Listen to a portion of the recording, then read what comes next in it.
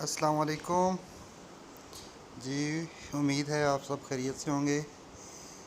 मैं अली एक दफ़ा दोबारा हाज़िर हूँ। काफ़ी लोग सवाल पूछ रहे थे कि ये गाड़ी बबलिंग करती है, एक साइड पे स्टीयरिंग मोड़ते हैं उधर चली जाती है, कभी दूसरी साइड पे चली जाती है। तो ये मैंने सोचा कि इस चीज़ को ना एक दफ़ा डिटेल में डिस्कस करता हूँ कि क्या वजूहात होती हैं और उनके तरीक़ेकार क्या है, इलाज क्या है। ये आप पिक्चर में देख रहे हैं कि ये जब गाड़ी बबलिंग करती है तो हमें अक्सर कहते हैं कि व्हील बैलेंस करवाओ। अब बैलेंस करवाने के बाद भी बबलिंग करती है तो बैलेंसिंग भी दो किस्म की होती है, ठीक है। एक बैलेंस होती है जो गाड़ी का टायर ऊपर से इधर लेफ़्ट राइट घूम रहा होता है, और एक होती है जो टायर ऊपर नीचे हिल रहा होता है, ठीक है। तो जब ये जो आप लेफ़्ट पे तस्वीर देख रहे हैं वो है ऊपर नीचे की तरफ हिलना। अब जब वो होगा तो पूरी गाड़ी ही हिल रही होगी, ठीक है। यानी पूरी गाड़ी जो है उसके अंदर एक बबलिंग वाली फीलिंग आएगी। और इसकी अक्सर वजह ये होती है कि आपका जो गाड़ी का टायर है वो ख़राब हो चुका है। कोई एक टायर है जो ख़राब हो चुका है और आप बार बार बैलेंसिंग करवाते रहेंगे लेकिन वो मसला हल नहीं होगा जब तक आप टायर नया नहीं डलवाएंगे, ठीक है।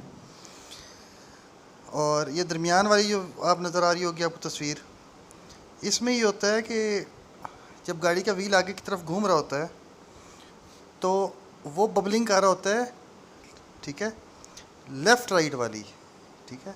अब लेफ़्ट राइट वाली जो बबलिंग है उसका क्या वजह वजह होती है कि उसमें आपके रिम को कहीं चोट लगी या टायर कभी हवा कम करके आपने चलाया वो कहीं से बैठ गया, ठीक है। इसको आप व्हील बैलेंस करवाएंगे ये फ़ौरन ठीक हो जाएगा। दूसरे का कोई कन्फर्म नहीं है कि वो ठीक होगा या नहीं होगा, ठीक है। अब व्हील बैलेंस करवाने का तरीका क्या है, अच्छी शॉप पे जाएं, ठीक है, और व्हील जब भी बैलेंस करवाएं, ठीक है, चारों व्हील्स बैलेंस करवाएं।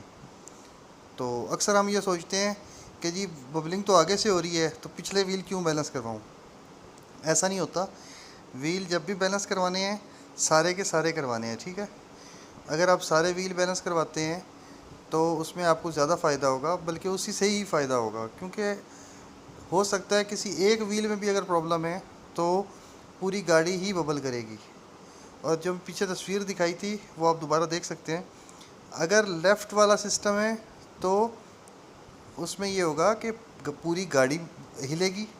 अगर दरमियान वाला होगा तो उसमें सिर्फ स्टीयरिंग असम्बली हिल रही होगी, आपको बाकायदा फ़ील हो रहा होगा बाकी गाड़ी ठीक है लेकिन स्टीयरिंग असम्बली हिल रही है। उसका इलाज है और उसको व्हील बैलेंस से आप ठीक करवा सकते हैं, ठीक है। अब ये आप देखें, फॉर एग्ज़ाम्पल वो लाइनमेंट हो गया, लाइनमेंट बैलेंस हो गया, बैलेंस के बाद लाइनमेंट पे आ जाएं, ठीक है। अब लाइनमेंट में फिर आगे दो बातें आ जाती हैं। सबसे आप बाएं जाने वाली तस्वीर देख रहे होंगे लेफ़्ट साइड वाली, उसमें यह है कि व्हील जो हैं आगे वाले, क्योंकि ज़्यादा गाड़ियों के पीछे वाले तो एडजस्टेबल ही नहीं होते, आगे वाले ही होते हैं, तो उनका जो मुंह है वो बाहर की तरफ हो गया, ठीक है। अब इस सिचुएशन में क्या होगा, आप जिस साइड पे गाड़ी को टर्न करेंगे, ठीक है, जैसे ही मोड़ेंगे गाड़ी उसी साइड पे भागना शुरू कर देगी। यानी अगर आप सड़क पे सीधी सड़क पे जा रहे हैं और गाड़ी थोड़ी सी आपने दाएं बाएं जानिब घुमाई है या स्टीयरिंग घुमाया है तो अब वो स्टीयरिंग उसी साइड पे रहेगा, आपको खींच के दोबारा सीधा करना पड़ेगा। अगर आपने दाएं साइड पे घुमाई है तो फिर आपको दोबारा खींच कर फिर से सीधा करना पड़ेगा, या अगर सड़क ऊंची नीची है तो कुछ ना कुछ प्रॉब्लम फिर भी आएगी। अब कुछ गाड़ी होती हैं जो सीधी सड़क पे जा रही होती हैं, आप हैंडल छोड़ते हैं या स्टीयरिंग छोड़ते हैं तो क्या होता है, वो गाड़ी जो है बाएं या दाएं जानिब खुद ब खुद खींच रही होती है, ठीक है।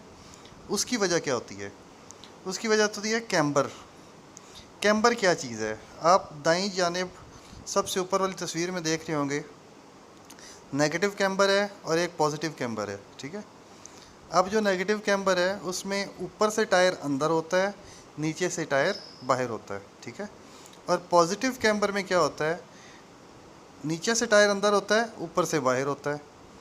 अगर आपके दोनों टायर आगे वाले जो हैं उनके कैम्बर नेगेटिव हैं तो आपको प्रॉब्लम होगी, अगर दोनों के पॉजिटिव हैं तो भी प्रॉब्लम होगी, ठीक है। लेकिन यहाँ पर मैं एक बात बताता चलूँ, नेगेटिव कैम्बर जो है वो इतना ख़तरनाक नहीं है जितना पॉजिटिव कैम्बर ख़तरनाक है। पॉजिटिव कैम्बर बहुत ज़्यादा ख़तरनाक है। अब ये आप देखें, आप टायर को देख के कैसे आपको पता चलेगा कि मतलब टायर में, मतलब आप किसी गाड़ी का ख़रीदने गए हैं, आप किसी जगह पे आप गाड़ी ख़रीदने गए हैं, उसका टायर देखते हैं आप, ठीक है। तो आपको कैसे पता चलेगा कि इसको क्या प्रॉब्लम है, या आपकी गाड़ी कोई प्रॉब्लम कर रही है, तो आप कैसे देखते रहेंगे। मतलब आपको वक्तन फ़वक्तन देखना चाहिए कि मेरी गाड़ी में ये प्रॉब्लम आ रहा है। तो आपको थोड़ा बहुत प्रॉब्लम जो आपको फ़ील नहीं हो रहा लेकिन है, वो आपको टायर देख के पता लग सकता है। ये जो लेफ़्ट साइड पे है पिक्चर ऊपर वाली, इसमें आप देख रहे होंगे कि टायर जो है ना गाड़ी ने अंदर से खाना शुरू कर दिया है, ठीक है। और जो राइट साइड पे है वो है कि बैलेंस आउट हो गया। अब वो बबलिंग कर रही है ना गाड़ी, तो टायर कहीं से ख़राब हो रहा है, कहीं से नहीं हो रहा। और नीचे वाली जो राइट साइड पे तस्वीर है वो भी यही बता रही है कि आपकी सस्पेंशन ही ख़राब हो गई है। पूरा टायर जब ख़राब हो तो सस्पेंशन ख़राब हो गई है, ठीक है। अब कैम्बर की बात मैं पहले भी कर चुका हूँ, यहाँ पर ज़रा तफसीलन देख लें आप। असल में जब तक आपका कैम्बर का मसला हल नहीं होगा ना, गाड़ी सड़क के ऊपर मज़ा नहीं करेगी। मज़ा क्यों नहीं करेगी? देखें आप, ज़ीरो कैम्बर आया आप देख रहे हैं, ठीक है। ज़ीरो कैम्बर पे आपके शॉक्स सीधे, जब टायर को जंप लग रहा है शॉक सीधा ऊपर बैठ रहा है, चिमटा सीधा है, नीचे जो एक्सल हैं। ये तस्वीर दोबारा लगाने का मकसद भी यही था, मैं आपको ये बात बता दूं। आगे एक और तस्वीर आ रही है, उसमें आपको मज़ीद पता चलेगा कि कैम्बर का नुकसान कितना ज़्यादा हो सकता है, या कितने मसाइल पैदा हो सकते हैं सिर्फ कैम्बर आउट होने की वजह से। हम लोग इसको इग्नोर करते हैं लेकिन ये बहुत सीरियस इशू है। तो ये पॉजिटिव कैम्बर देख लिया आपने, नेगेटिव देख लिया। आप ज़रा एक अलग-अलग तस्वीर आएगी, उस पर आपको सही तफसील समझ आएगा। ये देखें जी, बाएं जानिब जो तस्वीर है अब बाएं जानिब जो तस्वीर है उसमें ये नज़र आ रहा है आपको पॉजिटिव कैम्बर। अगर ये पॉजिटिव है, जब आपकी गाड़ी जंप में लगेगी, ठीक है, तो सोचें कि टायर को कितना नुकसान होगा, और वो ऊपर फेंडर में भी लग सकता है। अब नेगेटिव कैम्बर है, नेगेटिव कैम्बर भी इस जगह पे बहुत ज़्यादा हुआ है, नीचे से टायर बाहर निकला हुआ है। अक्सर हम कहते हैं कि मैं गाड़ी स्पीड में चला रहा था, जंप लगा, गोडा निकल गया, एक्सल निकल गया। वो एक्सल क्यों निकलता है, ये आप टायर पे गौर करें, एक्सल के बूटों पे गौर करें, वो कितने खिंचे हुए हैं इस टाइम। जब भी जंप लगेगा नीचे से टायर बाहर की तरफ ज़ोर लेगा। अगर उसको ज़्यादा ज़ोर का झटका लगेगा, आपका एक्सल बाहर आ जाएगा। खुदा न खास्ता आप कहीं पे हैं, पहाड़ी इलाके में हैं, जंप खड्डे में हैं, कच्ची सड़क पे हैं, तो ये पक्की बात है एक्सल इधर से निकल जाएगा और बहुत ज़्यादा नुकसान होगा। इस तस्वीर में आप देखें, अक्सर लोग जो है पहाड़ी इलाके में रहते हैं, ठीक है, वो ज़ीरो कैम्बर पे गाड़ी चलाते हैं।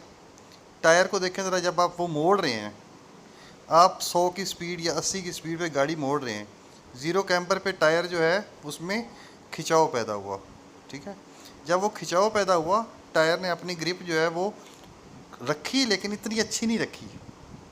नेगेटिव कैम्बर अगर दोनों व्हीलों का बराबर है, यानी आपके दोनों व्हील्स का नेगेटिव कैम्बर बराबर है, व्हील थोड़े से ऊपर वाली साइड थोड़े से अंदर है, जब आप खुदा न खास्ता 100 की स्पीड पे, 150 की स्पीड पे कट मारते हैं, या एकदम आपको इमरजेंसी में गाड़ी मोड़नी पड़ती है, तो क्या होगा, गाड़ी का पूरा टायर ज़मीन पे लग जाएगा। जैसे वो पूरा ज़मीन पे लगेगा, आपको ज़्यादा फ़ायदा होगा। और फिर उसके बाद पॉजिटिव कैम्बर, ये सबसे ख़तरनाक है जो दाएं जानिब है पॉजिटिव। नीचे से टायर अंदर कभी भी नहीं होना चाहिए, ये हमेशा बहुत ही ज़्यादा ख़तरनाक है, गाड़ी स्लिप हो जाती है। तो ये एक एप्लीकेशन है, ठीक है, ये मैंने इसमें डाल दी है।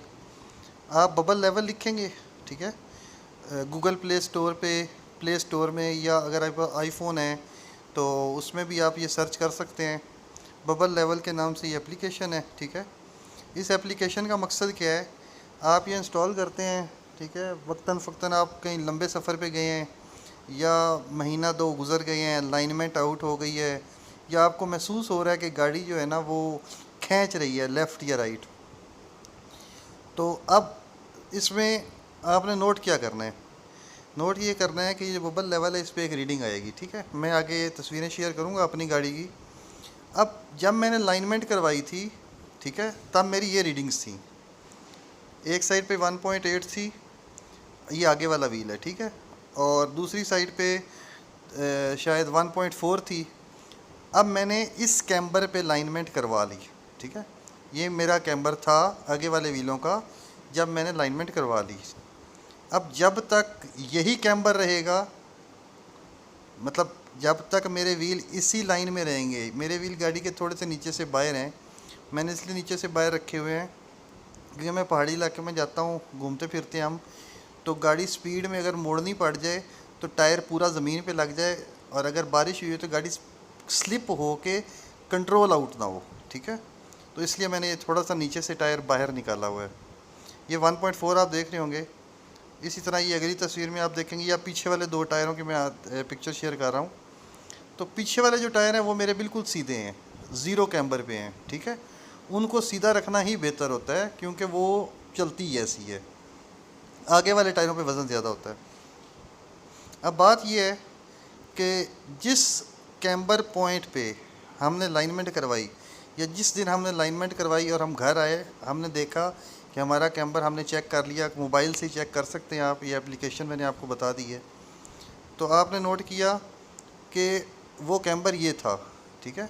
आप एक लंबे सफ़र पे गए, वापस आए, आपने देखा कि मैं एक दफ़ा चेक कर लूँ, अगर जंप लगे थे या खड्डे में आप गए हैं, आपने सोचा मैं चेक कर लूँ। अब जब आप चेक करेंगे आपके कैम्बर वही होंगे, तो इसका मतलब आपकी लाइनमेंट ठीक है।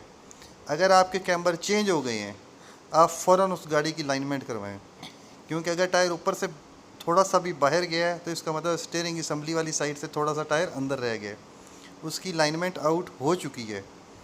तो उसका बेहतरीन तरीका क्या है, फ़ौरन लाइनमेंट करवाएं। और ये अगर आप नहीं करवाते, 300 400 500 का ख़र्चा है। अगर आप ये नहीं करवाते आपके टायर ख़राब होंगे, और ये ज़्यादा से ज़्यादा 2 महीने 3 महीने के अंदर आपकी गाड़ी की सारी सस्पेंशन का सत्यानाश कर देगा। तो कैम्बर जो है उसको आप हर हफ्ते 15 दिन महीने बाद चेक करें, ज़्यादा से ज़्यादा भाई 2 मिनट लगते हैं। जज़ाकल्लाह, अल्लाह ताला आपको खुश रखे और दुआओं में याद रखिएगा। जज़ाकल्लाह।